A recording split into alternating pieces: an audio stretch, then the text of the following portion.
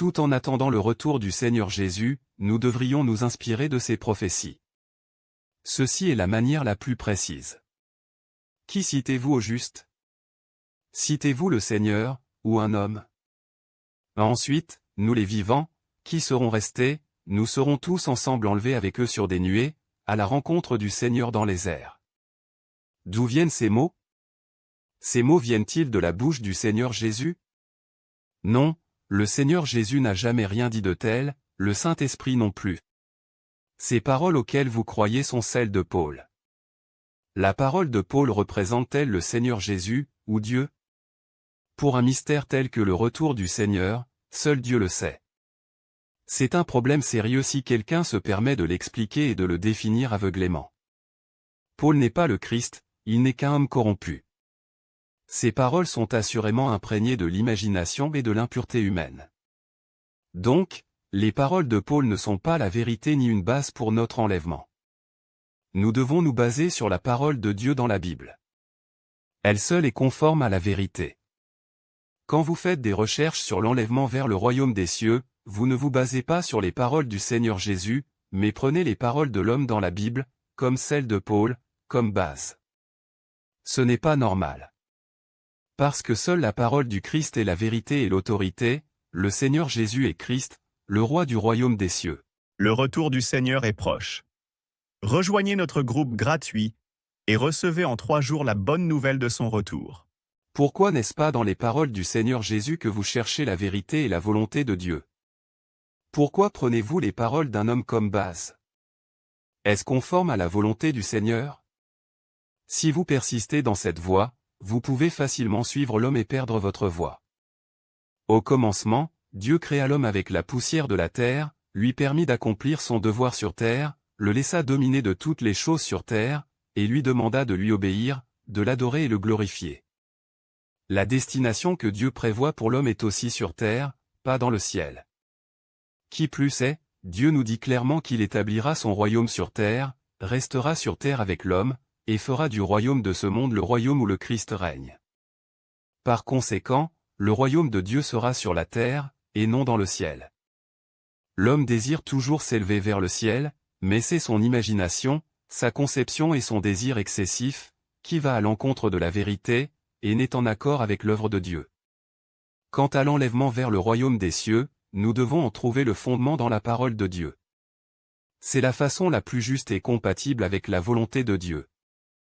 Le retour du Seigneur est proche. Rejoignez notre groupe gratuit et recevez en 3 jours la bonne nouvelle de son retour.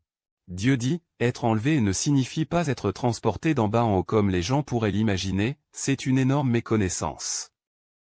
Être enlevé se réfère à ma prédestination et donc à ma sélection. Cela vise tous ceux que j'ai préordonnés et choisis.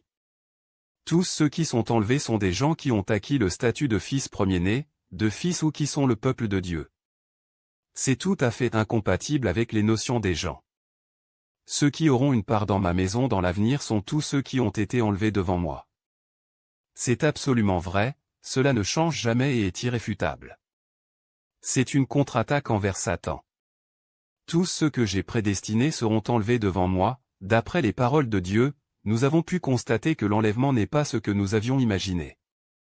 Il ne s'agit pas de monter de la terre au ciel pour voir Dieu. À la place, cela signifie que lorsque Dieu vient sur terre pour parler et faire son œuvre, ceux que Dieu a prédéterminés et sélectionnés sont capables d'entendre sa voix, d'accepter son œuvre et de venir devant lui. C'est ce qu'on appelle être enlevé devant Dieu. C'est semblable à la dernière période de l'ère de la loi.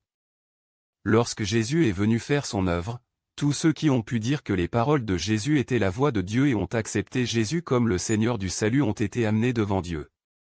Cela comprend Pierre, Jean, Matthieu et d'autres disciples, les apôtres et tous ceux qui ont accepté le salut du Seigneur. Ils ont tous été amenés devant Dieu. Le retour du Seigneur est proche. Rejoignez notre groupe gratuit et recevez en 3 jours la bonne nouvelle de son retour. En ce qui concerne tous ceux qui ont adhéré à l'Ancien Testament dans la Bible, tels que les pharisiens et le peuple ordinaire, non seulement ils n'ont pas accepté le salut de Dieu, ils ont accusé la nouvelle œuvre de Dieu, s'y sont opposés et l'ont blasphémé. Non seulement ces gens n'ont pas été amenés devant Dieu, mais ils ont été complètement exposés, éliminés et abandonnés par la nouvelle œuvre de Dieu. Maintenant, ce sont déjà les derniers jours et Dieu Tout-Puissant a fait une nouvelle œuvre et exprimé des paroles qui purifient et sauvent l'homme.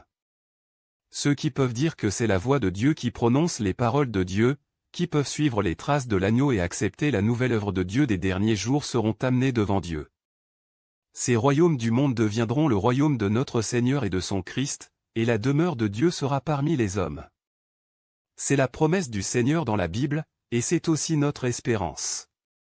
Cliquez sur le lien WhatsApp sur la page d'accueil de la chaîne pour rejoindre un groupe d'études bibliques gratuit et découvrir davantage les mystères de la parole de Dieu. En 4 jours, vous accueillerez la gloire du Seigneur. Abonnez-vous dès maintenant à la chaîne pour ne pas manquer les orientations essentielles pour entrer dans le royaume de Dieu. Réponse: tout en attendant le retour du Seigneur Jésus, nous devrions nous inspirer de ses prophéties. Ceci est la manière la plus précise. Qui citez-vous au juste? Citez-vous le Seigneur, ou un homme? Ensuite, nous les vivants, qui serons restés, nous serons tous ensemble enlevés avec eux sur des nuées, à la rencontre du Seigneur dans les airs. D'où viennent ces mots? Ces mots viennent-ils de la bouche du Seigneur Jésus? Non, le Seigneur Jésus n'a jamais rien dit de tel, le Saint-Esprit non plus. Ces paroles auxquelles vous croyez sont celles de